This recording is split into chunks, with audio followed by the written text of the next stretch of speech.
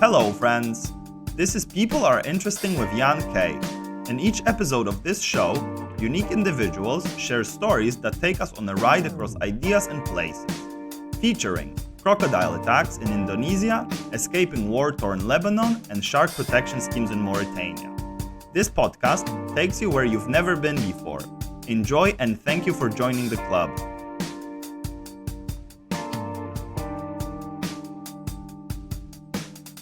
Holy shit, Dan Donovan is here. Thank you so much for being here, man. I appreciate it so much.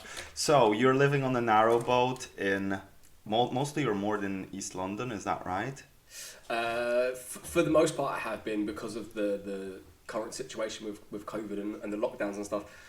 We weren't permitted to cruise like for our lifestyle, sort of like as we normally would through the second lockdown when I had the boat. So yeah, for that 5 months, I was just parked in Mile End outside Queen Mary. But now I'm back to normal continuous cruising, which is what my license entails, which means I have to do. I always forget. I think no one really also knows. I think it's like 20 miles a year, which basically means that like from your point A to your point B, like furthest points, you have to do 20 miles. Okay. Someone's screaming, thinking, "Oh God, that's wrong." But you mean you need to basically cover 20 miles in a year of being moored in different places? So like it's not like you can just go and do like Clapton to Hackney Wick to Mile End and do a loop round for 20 miles. You have to go through like certain amount, like everything's split up into like little, almost like districts, like little sections. Mm-hmm. So you have to like cover enough distance through all of those. So this year's license, I started out in Cheshunt, which is like north of London. Actually, out of London, you go past the M25 into like Hertfordshire. It's like right on the border of Essex as well. So I started there, and then it means like that's my first point, like furthest point. And I think I only have to go to Paddington maybe to finish my license. But because I haven't been out west since I bought the boat into London, I'm gonna probably cruise out maybe, I don't know, as far as I fancy. That's further than here. Like I want to go through the tunnel again. That's always a fun time. Wait, through the Angel Tunnel. Yeah, the Angel Tunnel. It's funny because when you're walking, you can kind of see the other end, and it looks like a portal to another dimension. Yeah. And holy shit, what is going on there? Everyone says this, and it's like, oh, how long does it take? And like, is it scary? And it's like, I think it takes like 10 minutes, if that. Like, it's not very long. But the first day I bought the boat, because I bought it out of London in Northampton, on the Grand Union, which is the canal system that travels all the way down to London. I had to go for a tunnel that took us 57 minutes. Whoa! What is it going under? Is it like a hill? Is it a city? Just land. Just farmland and stuff, I think. It's out in like Northampton, so it's like Blisworth.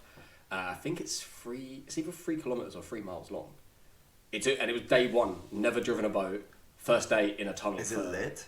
Not like there's no actual lights in there. There's like just like drains and stuff coming through. So like obviously when you get to light, you normally get to water as well. So it's pretty gross in there. And I got overtaken as well.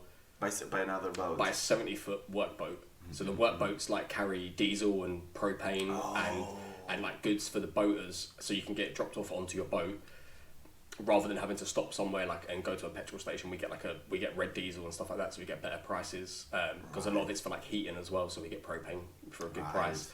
And this woman just overtook me. But I was a bit of a dick because I had no lights on my boat, like on the actual boat. So I didn't realise that you should have a light on the back so they can see how far away you are. I just had a head torch on.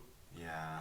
So she thought that I was further ahead than I was because the light was on the ceiling. Yeah. But it was a good learning curve. And it was always fun.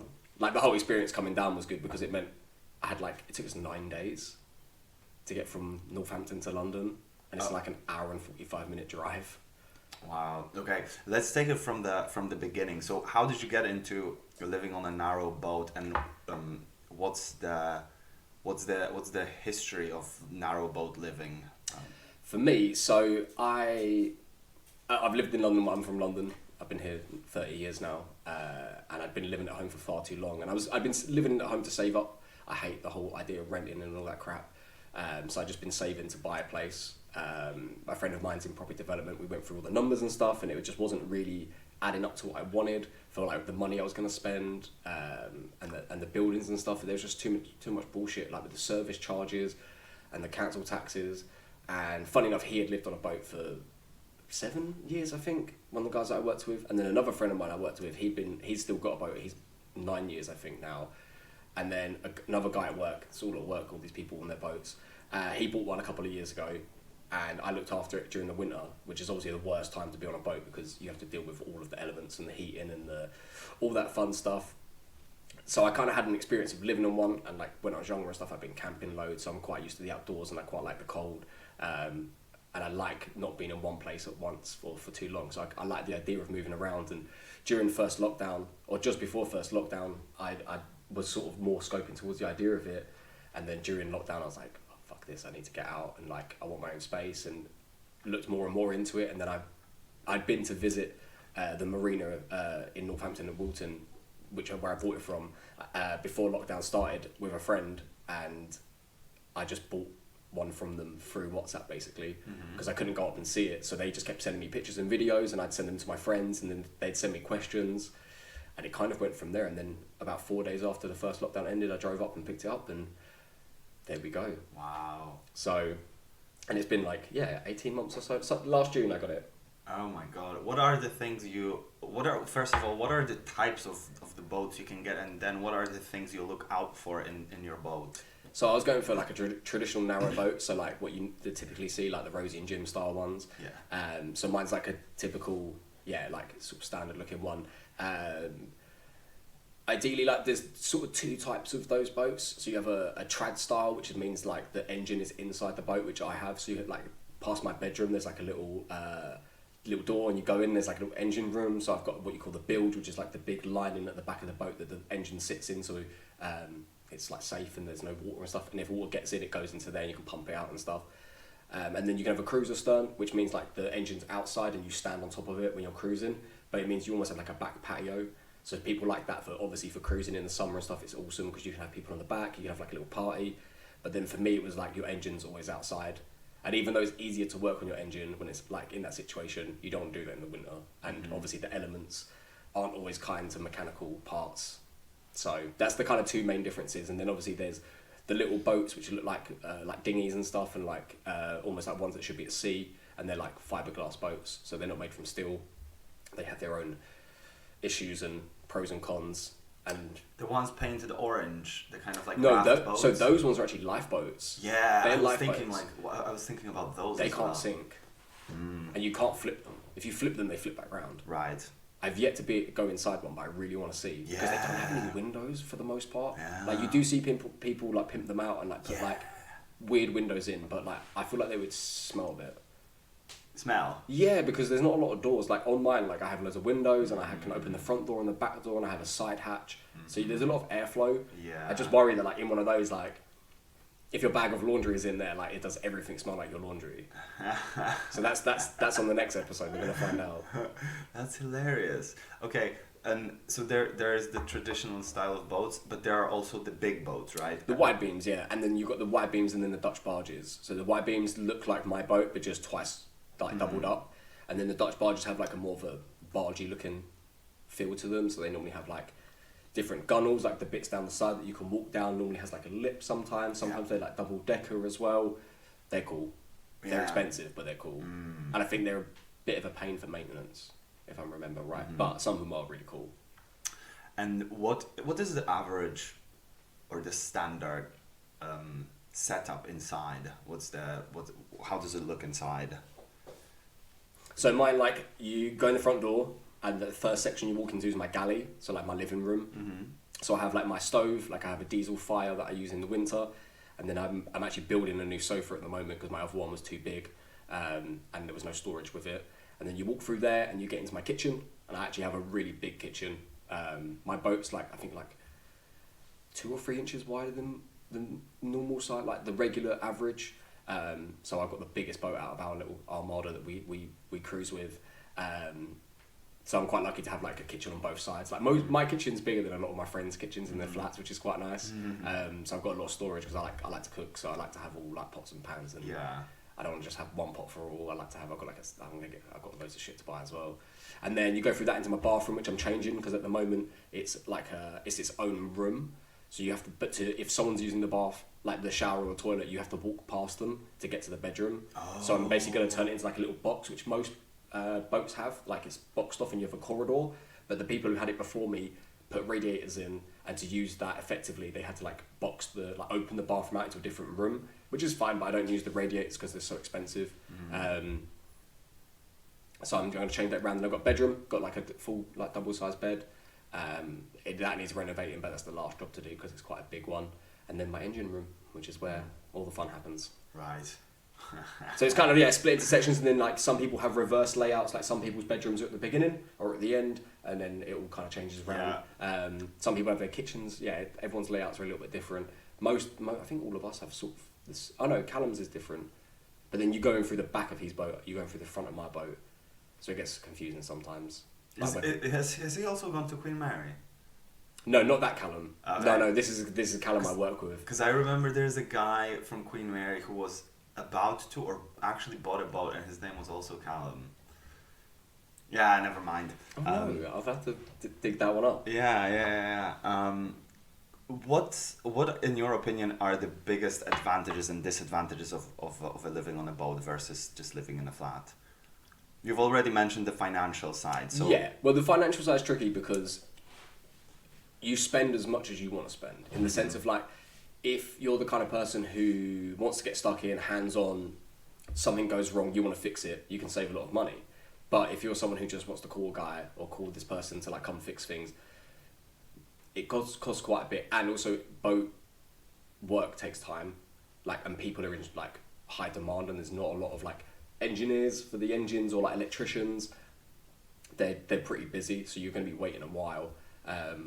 I'm thankful that like I've got a lot of people who've done this before me, so when something goes wrong, like even I flooded the bilge sorry, and my starter motor got covered in water, and I had to get it repaired, and my friend had done sort of the similar thing, and we have the same engine almost, and so I just did it myself. Whereas like you might have to call someone to come take it out, take it away. It costs you like 4 or 5 times more than just doing it yourself. So I'm quite happy to get stuck in for the most part. And like you just end up like there's like Facebook groups for those sorts of things that can save you a hell of a lot of money and time. And then like other costs, really, like the main cost is your license, which depends on the size of your boat. I pay about £1,000 a year, and that lets me stay on the waterways. And then other than that, really, you're just paying your like I pay less than rent for my mortgage, for my loan that I had to get, because I had to get a bit of money to put towards it. And like compared to what most people pay for rent in London, like it's a lot cheaper. But then you have to deal with like moving. It's all well and good in the summer when you're parked next to like Victoria Park, or like you're in like King's Cross or somewhere, and it's like really fun. But then when it's winter and it's dark and you're in like, I don't even know, like Ponders End or somewhere, and it's a bit bleak, like it's a different experience. Other cons really are like facilities. Like we're quite lacking on facilities in London. Like people think that the boating community makes the Canal River Trust like the governing body a lot of money, but I don't think it really does. I think it's more like the pleasure boats and the leisure industry that makes most of it. But obviously there's so many people living in boats on like, let's say like London and Bristol, that like there's very few like water points and toilet areas. I know the shower situation is getting worse in London, like they've shut another one. So people who live on those like really small like 20-foot boats, obviously most of them don't have showers, so they use the facility points to shower, or obviously they might have gym memberships and go to like do it at work and stuff. So that, and bins, God, recycling is a nightmare. If you're like super eco-friendly and like obviously you have to recycle at any point, it's so hard. Like I think there's 1 or 2 glass recycling points in the facilities that we have. I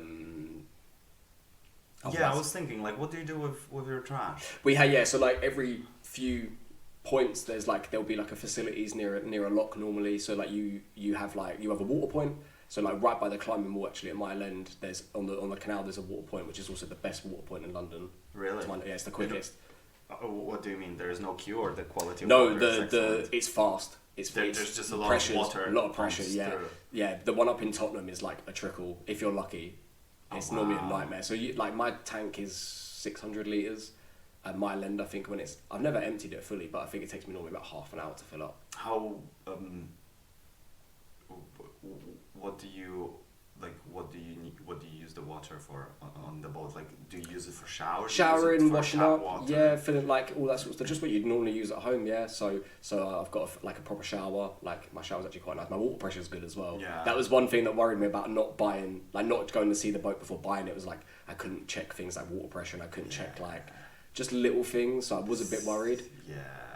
And I'm not really a gambling man, but I took a bit of a risk with that. And it did pay out, I think. Right. Yeah, it has paid out. So do you do you have a boiler to heat your water, or do you? I do, but it's awful. So I don't actually have hot showers. Me neither. I don't really like them that often. Yeah, fuck them. Like, do you know what? So what happens is also, like, I have a boiler, but it's an old shitty one, and I could get it replaced, but it cost me like $2,000, and I'm not that fussed.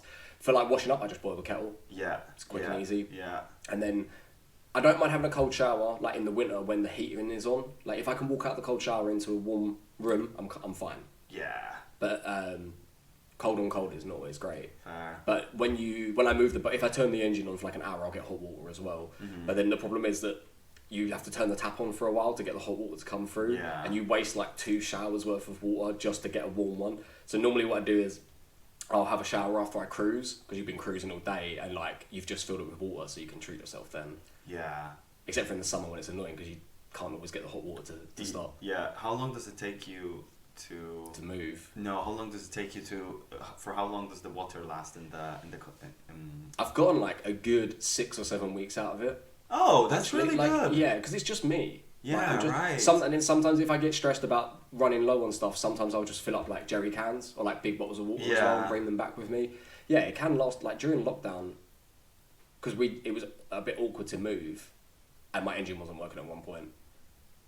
Yeah, I think I was getting like nearly 2 months out of it. Right.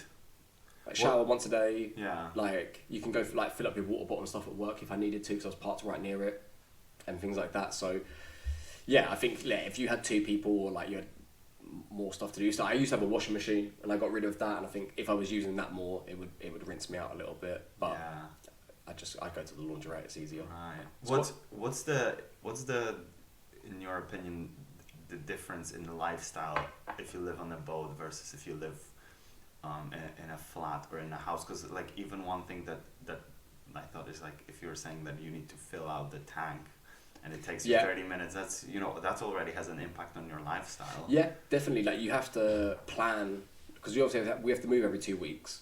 So most people obviously would move on the weekend when they're not working. Because my work schedule's a bit erratic, I can move midweek and stuff. I think one of the cool things is like compared to living on land, obviously, like living in a fixed place, is like you get to see so much of London. Like I've lived here 30 years, and I would say the last year I've learned more about London than I have in 30 years of living here, like the rest of it. Mm-hmm. And seen more of it as well, because like most people, like when I tell people like, oh, like have you ever been to Ponders End, or have you ever been to like here or there, they're like, where have you been? Like, so it's quite cool to like, and a lot of places as well, like connecting the dots, especially cycling. Like you find like every time I cycle I try and take a slightly different route, so I'd like fill in all the gaps, like almost like a cabbie. Like you just sort of start to like make your way through London and just find all those little like bits and bobs, and then all of a sudden like you follow a restaurant on Instagram and then you're like, oh, that's where it is, like I cycled this way instead. So I think I've really enjoyed learning my city a little bit more as well, and that's why I'm excited, because obviously when I got the boat I started east and I went up to Tottenham and came back for lockdown, so I haven't been back west since I cruised through the first time, so I've never like stayed anywhere in west, so I'm excited to, and I don't really ever come around here for much other than for seeing friends and the occasional like night out and stuff, but it's not somewhere I hang out a lot, so I'm quite excited to like see what it's like around here.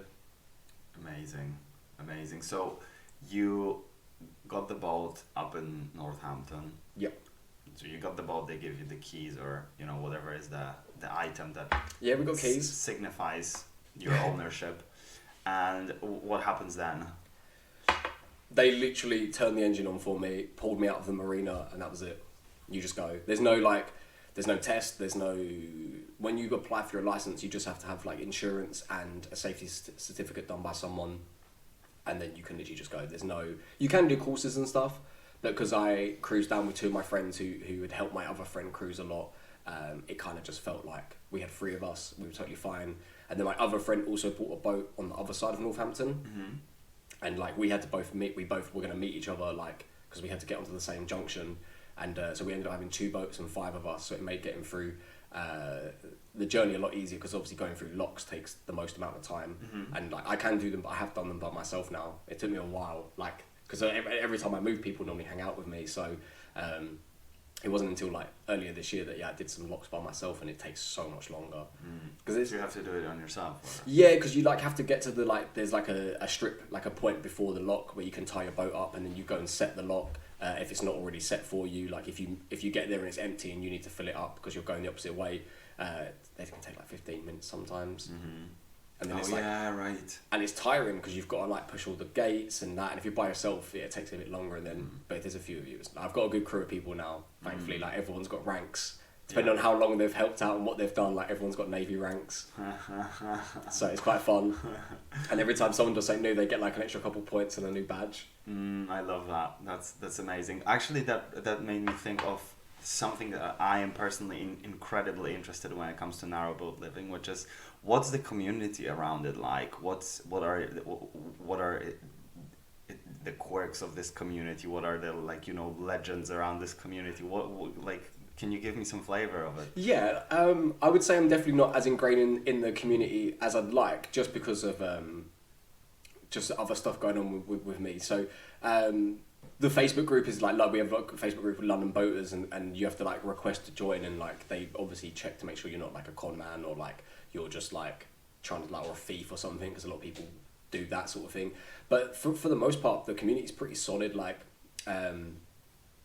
you get everyone from all different backgrounds. You get like the typical like hippie boaters, and like then you get like city people who live on boats, people like retired, or like people who are just doing it for fun. Some people are obviously doing it because they can't afford to buy places. I think that's one of the biggest things, especially at the moment. But for the most part, the Facebook group is like the hub of the community for me. I think that's where I see most things. Like it's cool to see like someone new might join and be like, hey, like my batteries are fucked, like what do I do? Like, I need to borrow this, can I do that? Like there's been tons of times where like me and my mates, because we travel together quite a lot together, like we'll see someone and they'll be like, oh, like can I borrow this? And like it's kind of like borrowing a cup of sugar. Like you lend someone something, you borrow something from someone else. Like it's nice. Like if you double, the one downside is like we travel a lot together, so sometimes we double more together, so then it means we're always together. And if you don't meet your neighbours either side, you might not get talking to them as much. But recently I've doubled on to people, and it's quite nice to like meet some new faces. Double on means that someone is more to the outside of you. So like here will be the mooring and the sidewalk. Let's say there's one boat, and then you're here as a second boat, like that. Yeah, so like big spoon, little spoon. Okay. So someone becomes your big spoon sort of thing. Yeah. Okay. Like that. Yeah. During lockdown was nice because obviously all the boats were still there, so we got chatting to a lot of people. And we still text from time to time, depending on where we are. And like I think it's cool as well. Like you do like a bit of a like the way you cruise, you end up almost in like an armada, because you might move on a Wednesday, but then that person moves on a Sunday, but they sort of meet. You always sort of going in the same direction. So there was a boat when I was in Cheshunt.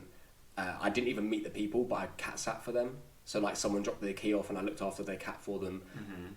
And the other day, actually, I was dropping my toilets off, and I saw their boats, and I went up and had a chat with them because I hadn't seen them yet, and it was nice to put like name to face and stuff. Yeah. So you get little things like that, or like people might just need like anything. Like people ask all sorts of questions, and they might be new or old, and then like I got chatting to a guy the other day. He's been on the boat for like 5 years, and then chatted to another person. They were like been on for like a month. So it's kind of cool. Like there's a lot of different characters for sure. There's always going to be douchebags and a few assholes. Like in the group, like people are always very cynical. Really? Yeah. Oh man, people can be ruthless as well. Like really? Because people just want to ask legitimate questions, and some people just like keyboard warriors and just want to like cause havoc. It is fun that sometimes the comment section is also awesome sometimes. Then sometimes people are like buying and selling stuff. It's quite nice that like you could like be doing a project and like I don't know, you've needed to buy rope for your like fire rope for your stove or something, and you've got loads left over and you don't need it. You can just be like, oh, does anyone need this? Like people trade stuff and sell stuff. And then there's like businesses on the canal as well. I thought I was thinking, are those like recent developments, the businesses, or were they always there? No, I think that a lot of them have been around. Like besides the work boats themselves, like which have been going forever. Like there's like the bookstore has been in King's Cross for bookstore ages. Yeah. And then we've got a few bakeries. One of them we're losing, sadly, I think. A bakery, really? Yeah, there's the Floating Boulangerie. I think I've seen that one. Yeah, they've just started. They've just come back to. Yeah, they might be around here actually. I have a feeling they might be around this way, because they were out west for ages. They do a lot of West, and then they came back in. There's another bakery. Is it Little Fleeca? He's got like 2 small little boats. I've eaten from there a few times. When I was moored next to him in Hackney Marshes, it was. Are they actually baking stuff on the boat? Oh, Yeah. wow. The floating laundry is like all like I don't know if it's carbon neutral, whether it's just like they recycle as much as they can, and because they're French, everything's done to like the French standard. So it's like they can call a baguette because they use like all the specific methods, and everything comes from France. So like they have some pretty cool stuff like that. Wow, I need to check them out. What else is there? There's like a pizza place, like they're Yeah. selling beer. Yeah, there's so many, and then there's like ones that just do events and things. Yeah. There was one at one point with a grand piano in. There's the floating Tarot. There's Tarot for sure. Yeah, there's a few Tarot ones. There's the creepy boat at Hackney Wick opposite Grow or Crate, which is like the shaman spa boat. That seems a bit seedy for me. Oof. Interesting. Yeah. Yeah, there's the Tarot boat in King's Cross. I'm always like kind of tempted just to see what's up, you know. A lot of cafes.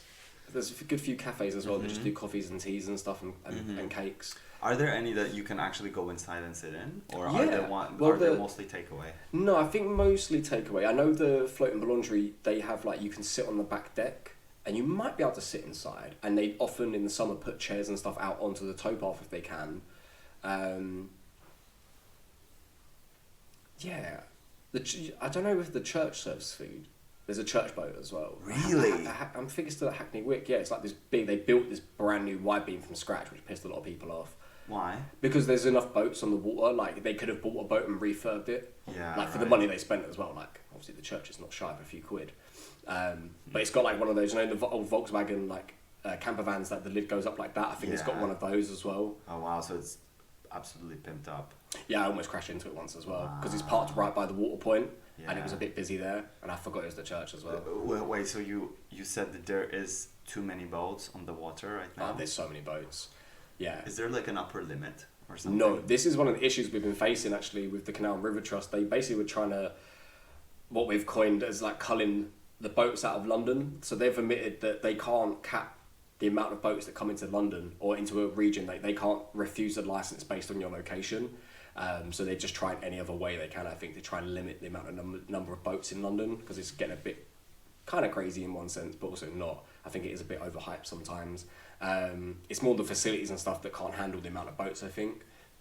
And I don't think they're keen on giving us more facilities. So there was there's been a whole issue with mooring on the River Lee. They were basically trying to implement what they called a safety zone, which was a load of shit from Hackney Wick to Tottenham, where you could only single moor. Mm-hmm. So they would ban all wide beams for that whole massive section, and it would only be single narrow boats and stuff. Like they couldn't double up, because they were trying to say that like they were trying to make it safe for all the users on the river, because obviously on the River Lee there's the rowing club, and they were basically using the rowing club as a scapegoat, and people were getting really pissed off with them. And then apparently someone just went one day and had a chat with them, and they had no idea. Oh jeez. Like they weren't opposed to us, but they were like keen, I think, on making things safe, but like. Yeah, it was just a whole thing. And now they're trying to put the signs up to implement this. And now like there's a group called the National Bargee Trust Association, NBTA. I probably got that wrong. I'm so sorry if I have. If someone's listening, people probably thinking, oh, I've not been on my boat that long, just as an FYI as well. So like some of this shit I don't always know, and I'm still quite new to it. But they like have.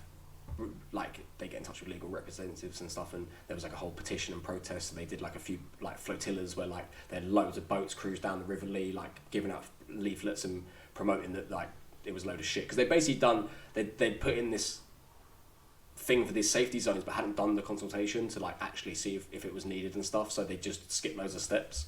Right. So that's one of the issues we face as well, is that sort of constant threat of how they're going to try and keep us down. So I think that is one thing when people were like, oh, I really want to buy a boat. It's like, oh, you've got to look into the future of it and like the eco side of things, because I think they want us carbon neutral by 2030, which is not a terrible thing. I'm not against it. Wait, what's the main problem with the carbon? Is it the stoves? Is it... Well, so a lot of people obviously have to run the their... motors? Yeah, I think it's the engine, because it's all diesel and it's red. Well, obviously red diesel is not any worse, it's just different colour. But it's like, obviously most people have to run their engine for power. Yeah. Which is like you're idling as well. Especially like Islington, just before the tunnel, there's an eco zone. So Yeah. when you're moored there, you have to plug into the main line. Yeah. And I don't think you can burn coal, but I've got a diesel heater, so try and Yeah, I was thinking because I every now and then I see boats with just sacks of coal. Yeah. Or do people use that for heating? Yeah, or? yeah, that's for the heating. Yeah. So your engine will be diesel. Some people do have electric engines. I've seen a couple go past, and they're just like, and it's really interesting. Yeah. So that'd be an interesting thing to see. And then for the most part, people have wood burners for their stoves. So yeah, you start with wood. You put the coal, like they have these eco fuel things or whatever, these briquettes.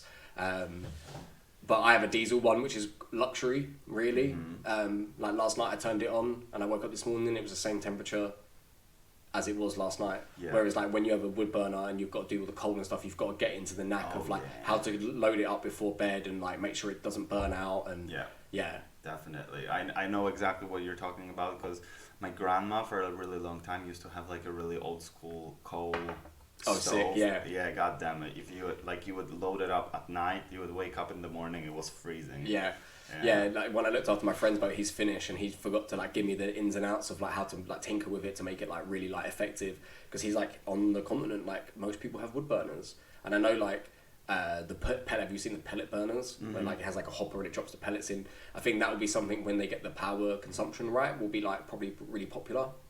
But for now, like obviously we have a 12-volt system we work from, so power is obviously an issue as well. Like going back to the pros and cons, like you always see people like, oh, I want to get an inverter so I can run like straighteners and a hairdryer, and everyone's just like, shut the fuck up, like give up on those things, because if you're that keen on like having all those luxuries of life, you probably just have to get a permanent mooring, and like obviously that's the big money. Like if you're paying monthly to stay somewhere, that's really expensive, but obviously you pay cheaper to cruise. So they're your two options really.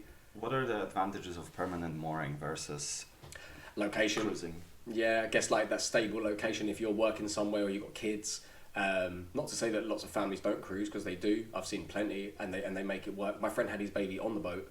Like they literally took the baby back from the hospital and they were on the boat there and then. So it can be done, but I guess some people just, I think they like the boat itself, and then just find a mooring. But that in London again is like paying rent.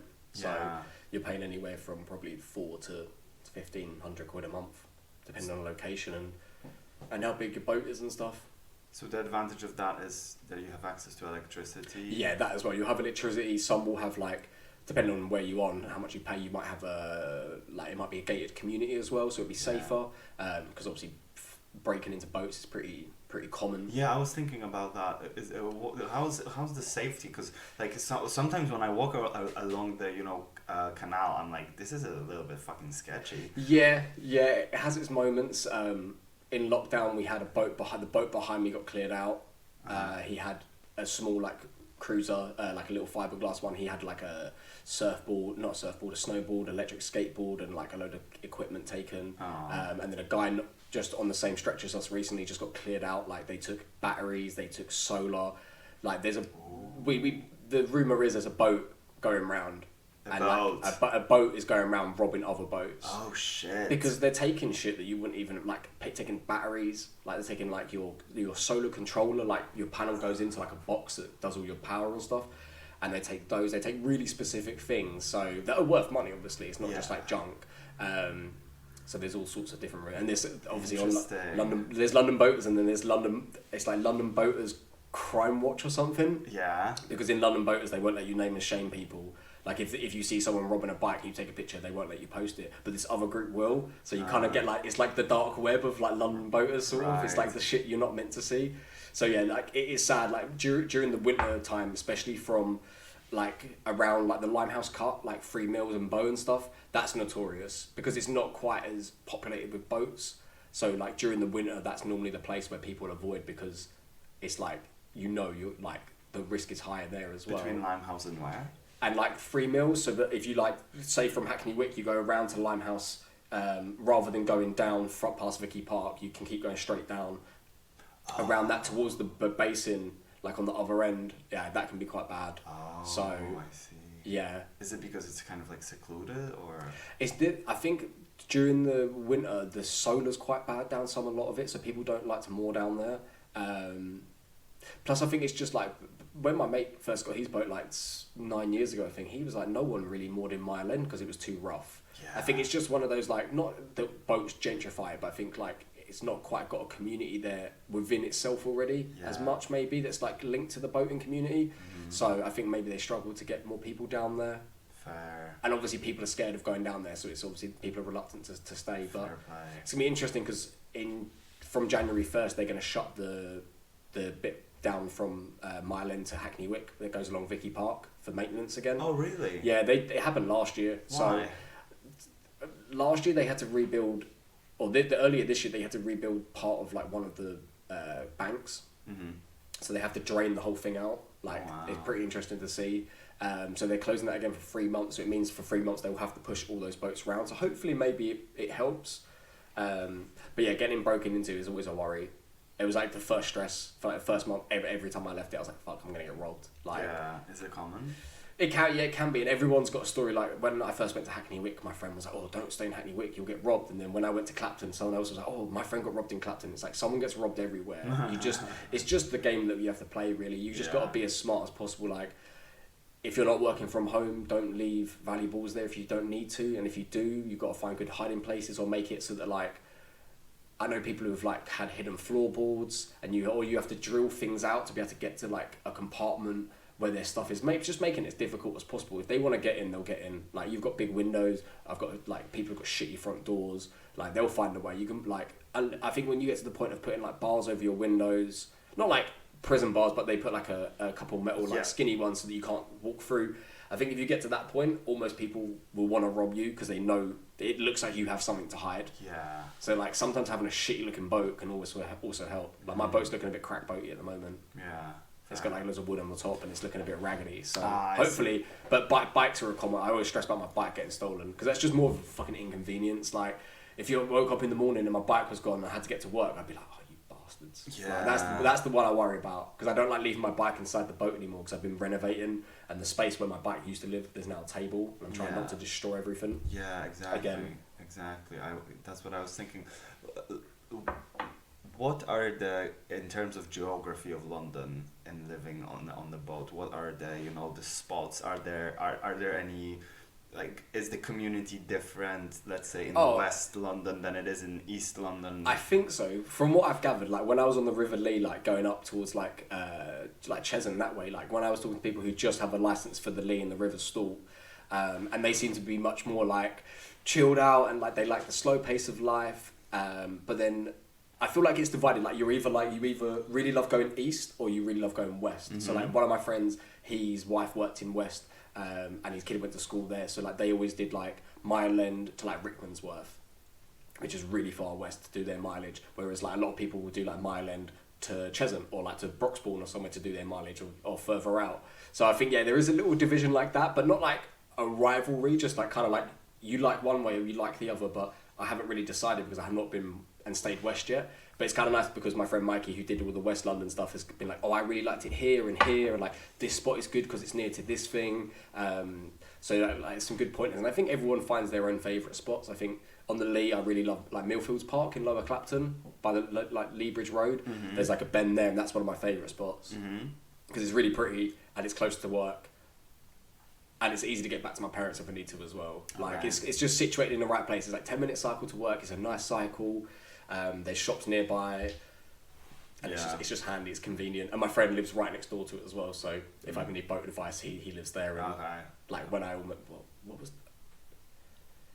Oh no, we got. I think it was the first time we moored there. We went past the spot that he recommended, and we had to turn around, and it was just a whole like catastrophe of like spinning around 3 or 4 times to find this space.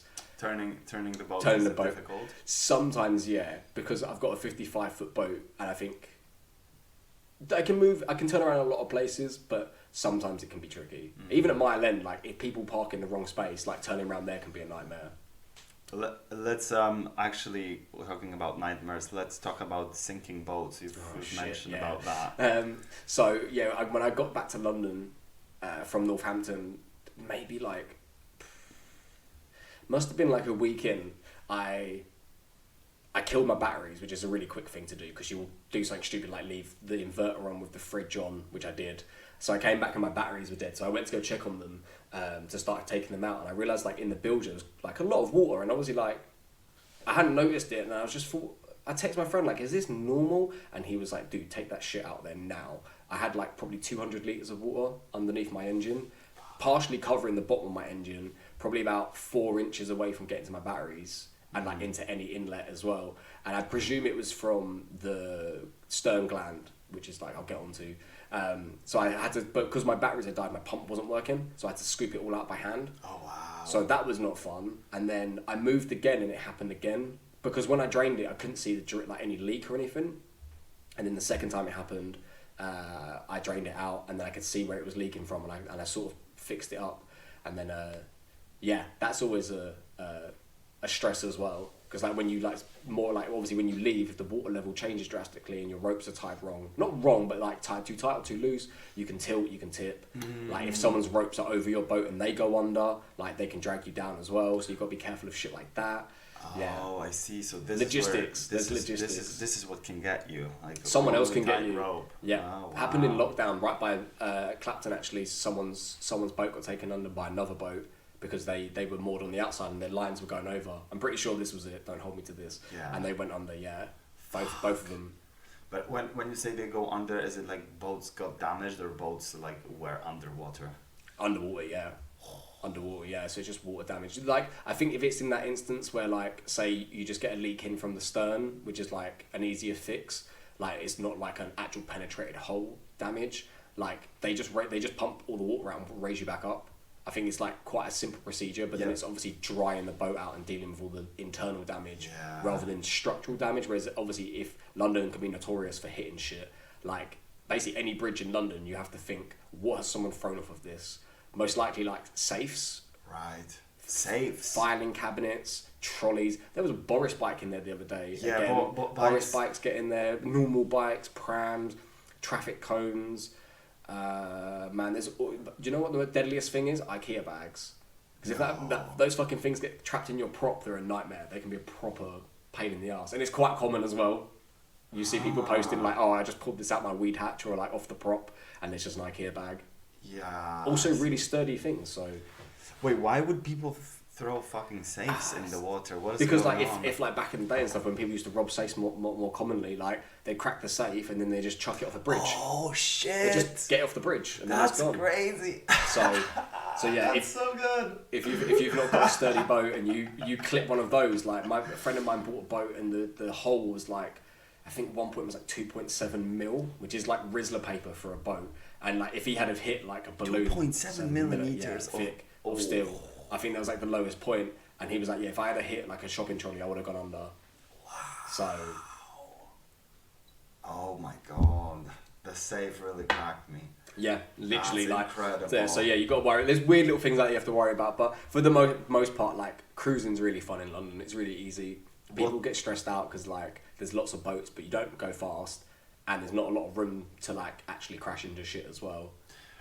But I also see that there are cleaning, efforts. Oftentimes you will walk along the canal and there will be some ancient metal kind of dragged out of the water. Who's doing that? That's magnet fishers. There's like a group of people who are into like magnet fishing, which is also pretty fucking dangerous because they put out like hand grenades and shit and stuff from the war. Really? Especially around here, they shot the climbing wall recently, like a couple months ago. They evacuated it because they thought they found a hand grenade behind it.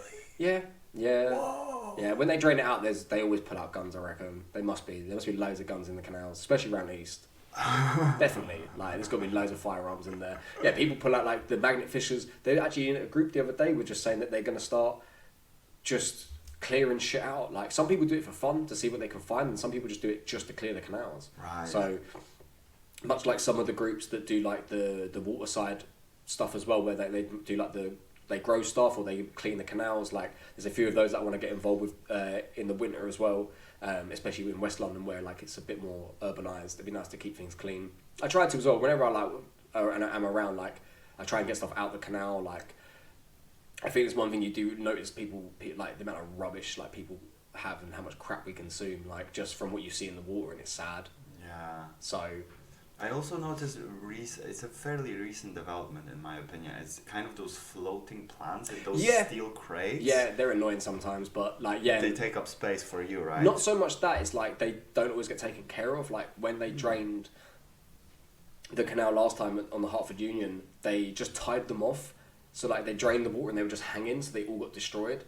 And then like they just then tied them into a mooring spot when they were meant to be on the other side of the canal. So they are really good when they're done properly. There's a few on the Hartford Union that are like solid now though, and they're really good because they're meant to help like with the local like flora and fauna and stuff, and, and the actual health of the canal. Yeah. So because obviously loads of boats on the water is not the safest water conditions.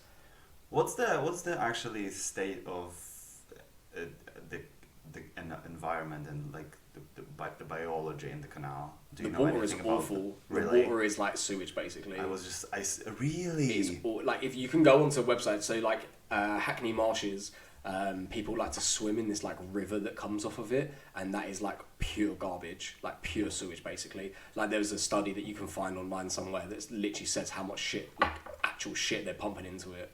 Wow, where does it come from? From like businesses and stuff, and like. But is it like illegal? No, it's totally fine. Like there is loads of efforts now to try and like stop them from pumping sewage into it, especially further up on the Lee, like towards Tottenham and stuff. I think there's a few things that do. So like during lockdown, through the winter as well, like because we were parked outside the university, probably once a week a student would jump in. Yeah, it baffles me that the uni doesn't like warn them how bad it is. Like you're meant to go to hospital and like get checked and stuff. Really? Yeah, it's like you can get like all sorts of shit from there because of the rat piss as well. Like rat urine is pretty bad. Like all that sort of stuff, and then all the rubbish, and then obviously diesel that comes out of the boats and whatever else people pump. Also, like sadly, obviously the only stuff that's meant to go out of the boat back into the canal is our grey water. So like shower water, and then you're washing up. And then if your bilge gets water in, you can pump it out as long as it's not like. But if there's oil and shit in that water, you can't pump it out into the canal. You've got to dispose of it, which is a whole other palaver. That sounds like a problem. Because we don't pay council tax, so we don't have, and we have no proof of address. It's hard to go to like recycling facilities and dispose. Like if you refit your kitchen, for instance, you can't leave it at the bins because that's for household waste only. You have to then you're meant to properly dispose of it, which is a whole other issue for that. But like actually the grey water is not so bad because when you use like Ecova or like even Ferry Liquid, it's actually good for the biodiversity in the water. So when you see the diesel boats come past and they like if any drips into the water, when you pour the Ferry Liquid on it, it all disperses. Yeah. It's quite fun to do sometimes. Yeah. Even though I know it's obviously not good having the diesel in there, it's funny to watch it. Yeah. Well, because do you know how many people live on the boats in London? I think through this whole like safety zone thing, they said there's something like 4,000 boats in London. I think around that. So it's only going to be a few thousand people. Yeah, and there's a lot of like boats where people have a boat because they like to have it for the summer. So they just live in a flat and they have a boat and they just move it every couple of weeks. You hope. Sometimes they don't. That's another thing as well. Like parts of the community are like people Airbnb in their boats at the moment, which is like technically not legit because you're not meant to rent your boat unless it's permanently moored. So there's like that. So you get people who are really inexperienced who aren't really taking things seriously. You get loads of like things like that. Like people trying to rent stuff on London boaters often get shut down very quickly or removed. Yeah. What's the? Because I saw a couple of Airbnb's offers to stay on a boat. Oh really? Yeah. What's the situation? So I think they can do it as long as they're on a permanent mooring. I don't think you can do it for them to like just live on your boat for a weekend. To my knowledge, I'm pretty sure that's what it is.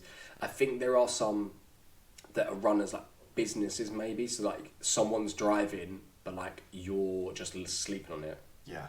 From what I gather, like they have function boats as well. Like there's ones that just cruise as well, like for day trips and stuff. And then obviously people can hire boats for the day as well, which is like a nightmare around this way. I think Camden's where the pleasure boats are affluent. But when I cruised through London, I lucked out because there was no boats.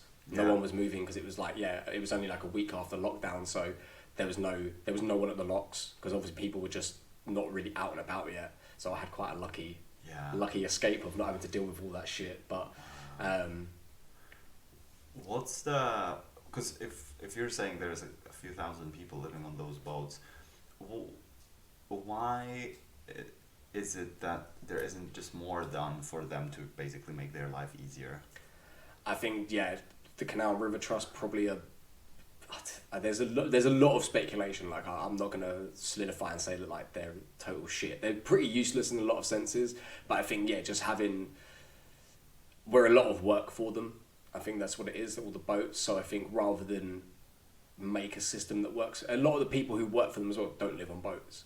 Like all the like people in the offices and like even when you talk to like the day-to-day people, a lot of them aren't boaters as well. So I get the feeling maybe they don't really understand how things go. Right. Like they're not like getting on the like, but they do actually have a program where the staff can come and like hang out with you, like have a boat buddy system, so like they can get a better understanding. But I think it's the people right at the top who are in charge of like the money and stuff, and those geezers are making and women are making loads of bank as well. Like, but we're kind of getting a raw end of it, I think sometimes. But then we don't help ourselves a lot of the time. Like when you go to loads of the rubbish points, they're a fucking mess. Like the one at Vicky Park, is always overflowing with rubbish. So they're not helping themselves, but obviously those facilities as well get used by the public.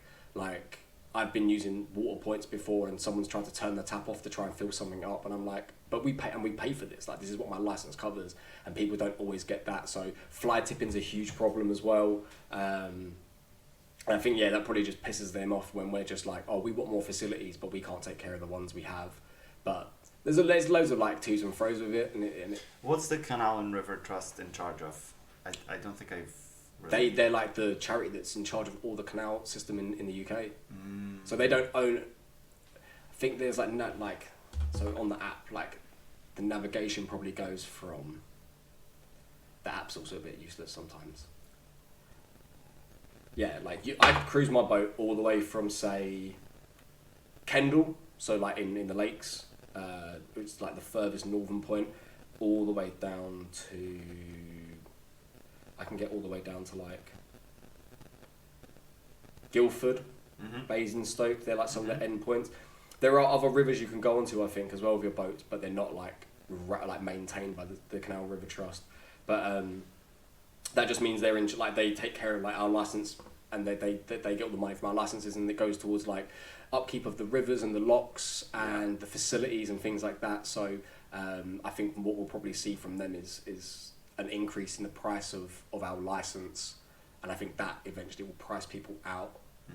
That's what I imagine they will do. It makes the most simple sense, right? Like if we're costing them a lot of money and charge us more money, and then what will happen is the people on bigger boats will sell up for smaller boats or just sell up and leave or move somewhere where it's cheaper otherwise. So that'd be interesting to see. But for the most part, they just deal with all the maintenance and upkeep and stuff. Right. So, and the whole canal system across England, is it connected? Yeah. I think there's bits in Scotland, but you have to take your boat out of the water to get there. So like I said, you can go... My boat has actually been through most of the canal systems in the UK. I think it's done... Oh God, was it like 8,000 locks? Which is a lot. That's like a hell of a lot of journey. Like I could take it up to like... I've taken it... So yeah, I went through... That's a crazy engineering... Yeah. And it's so simple. When you think of it, like a lock is not a... When you explain it to people, when you're at a lock, and they're like, oh, how does it work? And you're like, shut doors, open paddle, shut paddle, open doors. They're like, oh, that makes sense. And you're like, yeah. And people made this up like hundreds of years ago or whatever. Like, my history of the canals is awful as well. It's something I need to get better at. But like imagine all the computation that had to go into this to like I know. make the the terrain in point A and point B like level out like, through logs. I think it's Falkirk. I want to go on holiday to because they have this mechanism where basically they used to be, when we talk about a flight of locks, it's more like it's one like where you basically get in and you have to do a few in a row. So they had a flight of 45 that used to take the entire day, and once you started, there was no stopping. Now they have like a Ferris wheel. So basically, like boat goes into a pod at the top, boat goes into a pod at the bottom, or like even if there's no boat in the other one, it fills with water, I think, and it just goes whoop, like a Ferris wheel. And like I saw that, and I was like, I'm gonna go on holiday just to go and do that. Because that's awesome, and I think there's a few in Europe now as well. They've implemented it, and it takes like whatever. like no time at all compared to what you had to do before. So yeah. So can you go to Manchester on Yeah. the boat? Yeah, I was in Manchester yesterday and I looked at the canals. Wow. Whenever I go somewhere where there's a canal nearby, I always like to go look at it. Are there different kinds of canal you will look like, oh, this is this type of a canal built in like whenever, and this is like this type of a canal, which is like because it looks differently, or I don't know if there's so much like visual that looks different, but I think that obviously they're all split into sections. So there's like the Grand Union, which goes through most of the UK, obviously with the River Lee and the Stort, which connects into through London, along with the Regent's Canal, which we're obviously on like close to now. So I guess it just switches up as you get through different parts of the UK. And then I guess each city that it goes through would probably have its own charm, because like especially in the north, where like obviously all the trade came, like all the industry was, and all the like the warehouses and stuff, like even by my friend's house, like I was like, oh, that looks like it would be like a mill, and that looks like probably a building that was like loading boats and stuff up. So even when you cruise down, you see the remnants of that, and like you see how it's transformed a little bit more into like modern society as well. Like London's been bad, I think, for it. Like a lot of the buildings that have been rebuilt in London on the canals look like shit. King's Cross did a good job. I feel like they did a good enough job to keep some character, like to keep some like history with it as well. I feel like you go around there and it feels like how it should. Obviously, it's very new and polished, but they ripped out a building in Broadway Market and they're replacing it with this thing that looks like shit. It looks Where awful. is it? So if you... Do you know where the new Stronghold is? Mm-hmm. It's like right... If you come out the doors of Stronghold and look sort of left, like towards like Bethnal Green, it's like there. There was a really beautiful building that I think they used to always use in TV and film, and yeah, they knocked that down to build flats, obviously, as they always do.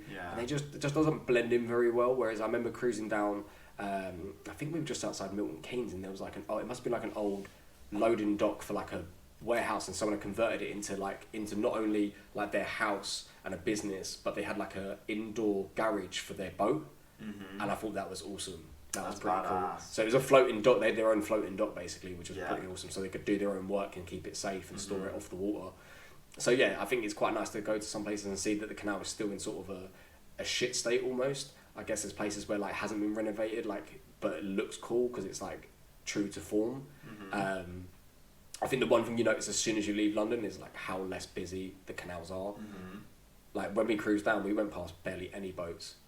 Really, like there's probably more marinas out there because I feel like there was more marinas because like things are more spaced out. But for continuous cruises, like you want double mooring anywhere other than London and Bristol, basically. I think like no one has a right to double moor on you as well, so you can say, oh, like you can't stay here, sort of thing.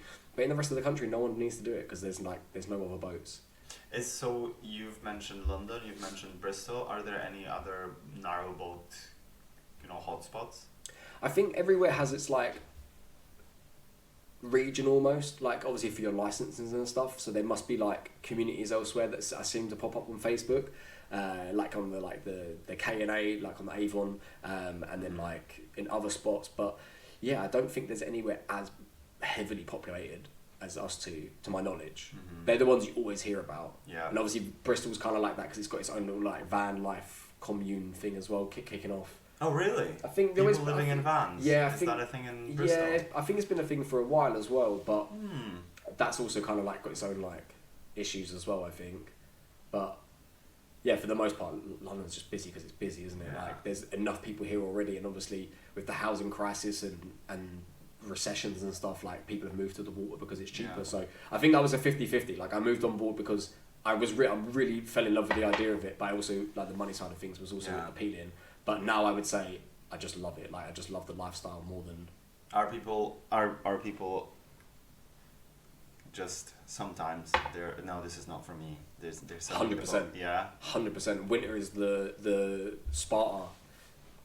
That's like leaving the baby on the roof overnight, isn't it? Like winter is when you find out whether you've got the grit to do it, because it's one of those things as well. Like it's not just dealing with all the regular shit. It's like, oh, in the winter you've got to worry about, oh, I can't stay out late because I've got to get home to warm the boat up and things like that, and I get the stove on. Like mine's pretty quick to warm up. I'm thankful for that. Like every time I. What's the problem if it gets too cold?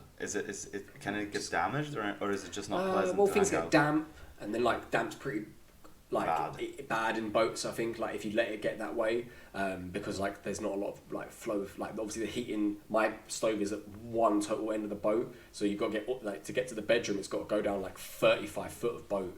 So I have got a little fan now that blows the air down. Yeah. That does a good little job. Yeah, it's But yeah, I think winter time is like when people, they want to have like, you want to watch TV at night and like you haven't, the solar's not been kicking in for like 3 hours and your batteries are low. Like you've got to like navigate these little things and worry about it. And I think having lockdown first winter was quite good to like navigate some of this. So this winter is going to be interesting when we have to actually move. And then you can like it's nice in the summer when you're close to work like I am now, but in a few weeks I'll be like further out and then the weather will get shit and you've got to cycle and I think winter's definitely probably the one for most people where like it's the make or break for them. What about solar? How much solar can give you in terms of exactly what you're saying? If you want to watch TV, play some video games, charge your phone, things like that, how far can solar take you on a boat? I've got one 335 watt panel. So is it like just one panel? Yeah, I've just got one panel on the top. I've got 4 leisure batteries, so they run like the 12 volt system. Obviously I do have 2 40 volt sockets as well that run off the inverter. But now I've got like a few USB sockets, just like cigarette ones that I've wired into some of the lights, or wired the lights out and put those in instead. So they make a massive difference because I can do my phone, I can do like USB-C stuff as well. So annoyingly not my laptop because I don't think it's a good enough socket yet. But like even in the evenings, like if my batteries are still at like 12.9, like when they're fully charged, like I can get a laptop charge or 2 out of them off the inverter without being too worried. I can watch the TV for a bit as well because I stream the internet off my phone. You find these little like tricks, like before I was like streaming the internet off my phone to my laptop, then plugging the laptop into the TV if I wanted to watch it on the TV, and then I was like, that's a stupid idea, so I got an Amazon Fire Stick. Yeah. So you skip a step of charge, like you start to realise like, alright, I have to power this and this to get that, or I can just do this and this. This is so interesting from a kind of like almost philosophical point of view, because you get to understand and even maybe like appreciate how good we have it, how comfortable it is. Oh, for sure. Right? Yeah, definitely. Like, and it also shows you don't need a lot. Like, I've always tried not to be a consumer for the most part, and I've always been into trying to like buy, or for a long time, not forever, but like for the last good 5 or 6 years, I've always been trying to get like stuff second hand. Like I don't really buy clothes new and stuff like that. Like I like waste and stuff like that. So yeah, sometimes I think when I see how much you see how much waste you produce, because like you have to empty your bins and you have to empty your toilet and stuff like that. Which I guess is a bit different, but yeah, you don't get to flush a toilet away. That's one thing. Yeah, I see people kind of like taking the caddies with the kind of container. With the cassettes, that's always fun. People think that's the worst job, but actually I don't think it is. How long does it take? How long does the cassette last you? If I'm not like, because I'm right next to work at the moment, it's a bit different, so I can just walk you don't really use it, I haven't showered on the boat for like 2 weeks, because I should keep it. The work just paid like 60 grand for new showers, so I've been enjoying those while I can. They're very luxurious. Normally like a week or so, I would say. Like you go, and I've got 2 cassettes, and then like by the time I fill both up, like I could either, if depending on how far the drop off point is. Like I walked to one the other day and it was shut because it was blocked, so then I had to walk all the way like half an hour to another one, which was not what I wanted to do with my Monday. So yeah, things like that. Like there's always unexpected shit. Like you might wake up one day and like something really random happens and you're in a hurry and like you've got to deal with it. Like I woke up the other morning and the water had dropped by like a foot, and I was like on a massive tilt and I fully like almost shit myself. I had to run out and like loosen the lines because they were too tight and push the boat out. And that was like the stressful thing. I was like getting ready to go to work, and then I was on my way to work and someone's pin had come on, like their line had come undone, so they were just floating in the middle, so then I had to pull them back in. So yeah, sometimes there's unexpected, like it's definitely like there's always shit that can happen. You always got something to do as well. It's like there's less stability, I guess. Exactly. Like, there's more stuff going on. It's kind of more like back in the day, our ancestors. Like things go down and you need to take care of them. Yeah, it's kind of like one of those primal things that you have to make fire to stay warm, like you have to fetch water to to clean and stuff. So it's kind of cool like that in that sense. But And I know some people aren't into that. Yeah, I dig exactly. it, It's though. just a question what you're Yeah, into. yeah. I think when people sit down and like, once they get past that honeymoon phase of like, oh, like, this is great and this isn't, like, I think people like soon learn whether it's for them or not. Yeah, that makes perfect sense. Where do you see the community and just this lifestyle evolving in London, and like what direction is it going? I'm not really sure. It's I think probably like it's gonna get busier because more and more people will move on. Boat prices are ridiculous at the moment. It's about £1,000 a foot, and that's not include like that's like for average boats as well. Like people list stuff, and I'm like, that's just overpriced because like you look at the main things you look for when buying a boat is the hull to start with, like how thick is the steel of the hull, also who made it. Like the year can be important. Like in the 90s, the quality of steel got a bit shit. Not for all boats, because mine's a 90s boat as well. Mine was 92, and I saw that the other day and I was like, oh fuck! Like I hope mine's not shitty. But 1992. yeah, 1992. What are the oldest boats on the water? 100 years, I think. The boats are like 100 years old. I think there's like big ones. And the average? Probably like 10 to 20. Oh, okay. No, So sorry, no. Maybe like 20 to 30. Sorry, not 10 Oh, to okay, 20. so Yeah. very recent. Yeah, like older boats would have been like my mate's boat was a work boat. Like his boat would have been filled with coal or something like in its original life. Wow. His engine is like, his engine room is like going to some sort of like exhibition. There's like a walkway. Like it's really weird, but like he's got the most insane engine. Like when you hear the work boats, they're like, Yeah. he's got one of those. Oh, so when shit. when he moves, people come out thinking he's selling stuff, but he's Yeah. not. And they say like he's got a really like specific rarish engine, and they say like you're the custodian of the engine, not the owner, because it will outlive you. Yeah. That's how well those things were built. Whereas like my boat wouldn't have been it's too young to have been a work boat, so mine was probably like a leisure boat. Mhm. So you can tell from the varnish they used on the ceiling, it's fucking horrific. Mhm. So boats now as well, like when you're looking for the hull as well, you want to look for the thickness of it really as well, mainly like so you know how much you have left. The thicker the better. Like mine's 10 mil, so that's pretty like that's the top end. And then on the sides you want like ideally 6 mil, and then on the roof you want 4 mil. So 1064 is what you're looking for. And then you want to look at the engine, like what brand it is, like what state it's in. Even with the hull as well, like they have to black them every 2 to 3 years, which is basically like the bitumen paint they put on the bottom, and we call it blacking because it's black. And that waterproofs the hull basically, like stops the rust and stuff, and there's anodes and things. So you want to look for all these little things. Like there's a lot of information online now as well, I think, for people wanting to buy boats. I was lucky to have loads of help. Like I could ask lots of in-depth questions. Like mine's painted, and it's got like a wooden painted effect on it. And the first thing my mate was like that can't be wood. If like that's wood, don't buy it, because it's going to be a nightmare. Because obviously wood outside has to be replaced every few years, right? Because it deteriorates. And he's like, that would be too much of a structural ball ache to deal with. Like it cost you a lot of money to have it carpentered in because it was like really specific. But it's just painted. Yeah. So it's just paint. And like I got the guy at the marina to take a video of him banging on it. And then like you can see where something's chipped away and you can see the metal underneath. Oh, okay. So I was like, little things like that, like you might not notice those things. You think, oh cool, there's wood. Like someone bought like you can get boats made from wood. Like one of my friends has got a wooden roof, so you can't walk on it. Like Wooden roof. Yeah, wooden roof. Wow. And I think it's got a little bit of steel underneath it maybe, or maybe it's just wooden, you can't walk on it. So he's got to have like gang planks and or patio and stuff. So yeah, there's loads of factors really. And then I guess the engine and the hull. The engine and the hull are the main things, I would say. What are the life hacks you've learned from living on a boat? Yeah. I feel like most people's life hacks would be like how to bump the trains from like getting the Great Wrangler sometimes in the overground you don't have to pay for. I think like laundry is my life hack. Like I can get like a week's worth of laundry and sheets and a set of towels into one of the small washers. Like, I've got a technique for it now. Right. People say, oh yeah, it doesn't clean it as well, but it's like, dude, I live on a boat. Like everything's got an oil stain on it or a fucking like rip or something, because like you can't have like nice things some days. Especially you can. I think when I get to a point where the boat's less of a work site, I'll have a better system for things. But like, when do you foresee your boat to be kind of never?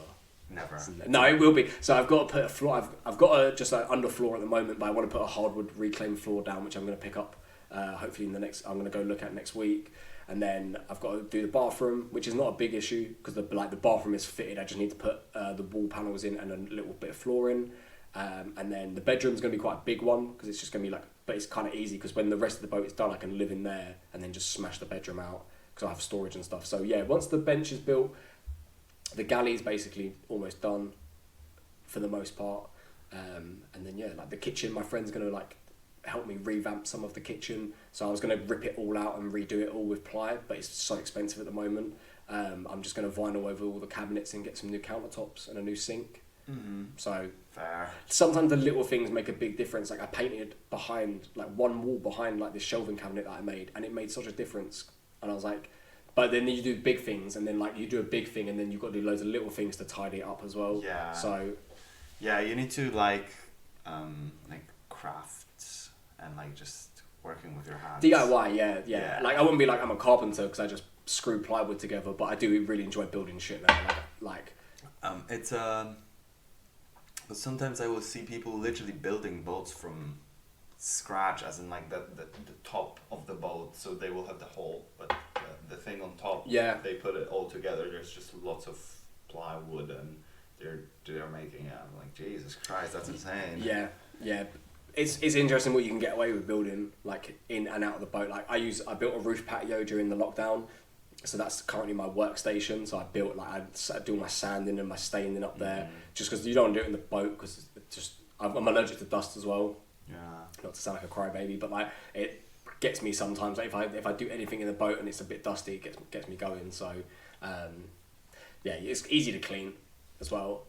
Do you see yourself living on a narrowboat forever, or is it like a phase in life? I don't know. For at least 5 years, because that's how long my loan is. So I plan at least 5 years, and then I'll see what the market is like and where I am in life. But yeah, for now, I can't imagine myself, especially because the appeal of living on land in London still doesn't really sit with me because it's so shit. Like, and obviously being single and like not having like the steadiest income sometimes makes like just living on land like a bit more tricky. So yeah, and obviously because I'm from London, I've never really had the ambition to leave London as much as some people. Like some of my friends who aren't from London, like, oh well, I just either move back to where I'm from or try a new city. Is kind of like more of a norm to them. But I've been here so long, I'm a bit like institutionalized, I think. Yeah. I love it. I do love it here as much as I hate London for the most part. I do love it. Like it has everything. Yeah. I hate going into places and you're like, not that like I'm a Londoner where I'm like, oh, everything needs to be open 24 hours, but like I hate going somewhere and they don't just have like certain things, like not even like shops, just like I don't know, like shitty restaurants or places that, like you go to cities and they just don't have good food. Yeah. Like something like that, like I couldn't live with, but like I could live with like no 24-hour Tesco. Yeah. I don't give a shit if the co-op open 24 hours. Like there's other things that I'd rather have. Yeah. Fair play. So would you say about both for you, is it like the element of freedom that it offers you? Yeah, I like the freedom of it for sure. I like being able to move around and see new places. And then like when I was travelling out to Cheshunt this year, I stopped in like almost like every spot like along the way. I like dribbled my way out, and on the way back I was like, oh, I didn't like this area and I didn't like this area, so I'll skip past that. And then I know for next time, like I know that there's a good laundrette near there, so I'll stop there again. Or there was like something that I liked. Like you sort of like almost make your own map. People do it on What Three Words. They just like, they'll put out all like the little things that you might not realise as well, which is really handy. I think What Three Words is like big with boaters because we want to be specific where we are. Like when I had to do the census, I gave her my What Three Words number. Well, I gave it to the third person I spoke to because the first two were like, what, 3 words? What are you talking about? So I know like for emergency services and stuff, that's becoming more of a common thing as well, and it's super useful. Yeah, people leave you like people might leave notes saying like sunken boat here and stuff. Like even on the app, you can leave notes so that you don't hit things as you go through. Or if there's like services going on and like construction and shit, you can find out about that. Or I just use it sometimes to just remind myself of good little spots. Or like, don't stay here. Like, don't park in this specific spot because it's like crusty. Or what's your favorite spot? If you could be more than one place, you would. Millfields, 100%. Yeah. Yeah, I think so. I have fallen in love with Stonebridge more, but more for the summer. Like Stonebridge is near Tottenham, like right by IKEA. I think for the summer it's really nice because it's like a 35-minute cycle, which isn't super close to work, but I don't mind because I quite like the journey, and it's peaceful and naturey out there, but then you can get to like places quite easy. Yeah. And there's a massive Chinese supermarket near it, like the Lun Fong. There's the huge one, so that means I can just always do Shopping. always do my shopping in there. And there's like a big Tesco, and IKEA is always useful to go to. Yeah. You always need shit from IKEA. Yeah, fair. Especially if you live on a boat, I guess. Although, man, maybe not really, because it's Sometimes not really DIY. little things like cooking shit, Yeah. like fair. utensils and frames, odd things. You always find some good little nicks and knacks in there. I feel like the thing about IKEA is that if I would live closer to it, I would use it way more. But because they tend to be located quite far Yeah. out, and I'm like, Yeah, when I lived with fuck. my parents, it was only like a 10-minute drive, Yeah. so like we'd pop there quite a bit if we Yeah. needed stuff. So it is handy. Like a lot of my stuff, most of the stuff in my kitchen all came from my nan's house after she passed away.